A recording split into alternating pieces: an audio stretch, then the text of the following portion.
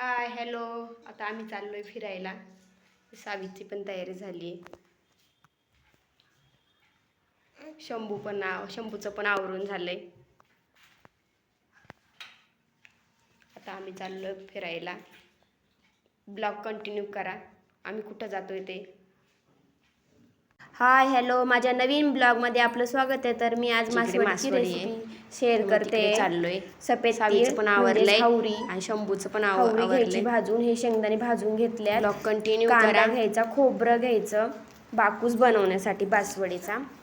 हा कांदा एवढा छोटासा कापून घ्यायचा. लसूण घ्यायचा सोलून आणि रशासाठी लसूण चुरगाळूनच घ्यायचा, ते काही सोलायचा नाही. आणि हे सगळं इंग्रेडियंट भाजून घ्यायचे. वरती खोबरं भाजायचं काम चालू आहे म्हणून खोबरं मी काही दाखवलंच नाही. वरती खोबरं भाजते माझी ताई. आणि हे रशासाठी आपण वाटण तयार केलं आहे. कांदा, खोबरं, आलं, लसूण, थोडीशी डाळ आणि त्याच्यामध्ये ॲड करायची कोथिंबीर. असं वाटण करून घ्यायचं. अशा प्रकारे बाकूस बनवण्यासाठी कांदा असा भाजून घ्यायचा.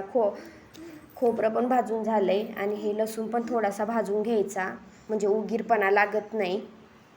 आणि तो बारीक अर्ध्याला सगळा वाटायचा. याच्यामध्ये मीठ, थोडीशी मिरची पावडर आणि खोबरं टाकलेले, हावरी टाकलेली त्यामध्ये पाकूसमध्ये. आणि आता बेसन आटायचं काम चालू आहे. घट्टसर गोळा म्हणजे घट्टसर आटून घ्यायचं बेसन. हा रसा बनवलाय.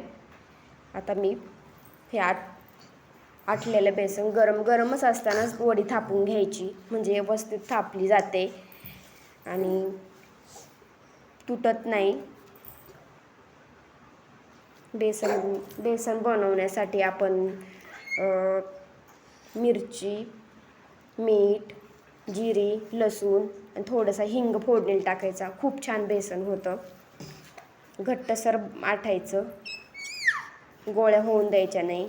आणि व्हिडिओमध्ये दाखवलं त्याप्रमाणे अशी मासवडी थापून घ्यायची. प्लेन अशी मासवडी तयार होते. व्हिडिओमध्ये दाखवलं त्याप्रमाणे बघा.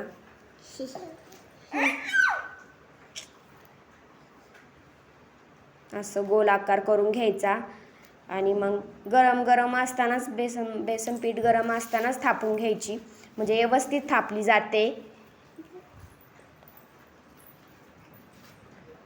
व्हिडिओमध्ये दाखवले त्याप्रमाणे अशी थापून घ्यायची. आपली रेडी आहे मासवडी. कशी वाटली कमेंट करून नक्की सांगा. बनवल्यात ह्या मासवड्या. आणि मासवडी बरोबर भाकर खूपच छान लागते. त्यामुळं आम्ही भाकर बनवली आहे. बघा कशी भाकर बनवली. रेडी झाली आपली मासवडी. या सर्वजण जेवायला. माझा ब्लॉग आवडला असेल लाईक, शेअर, सबस्क्राईब करा. तोपर्यंत बाय. भेटूया नेक्स्ट व्हिडिओमध्ये.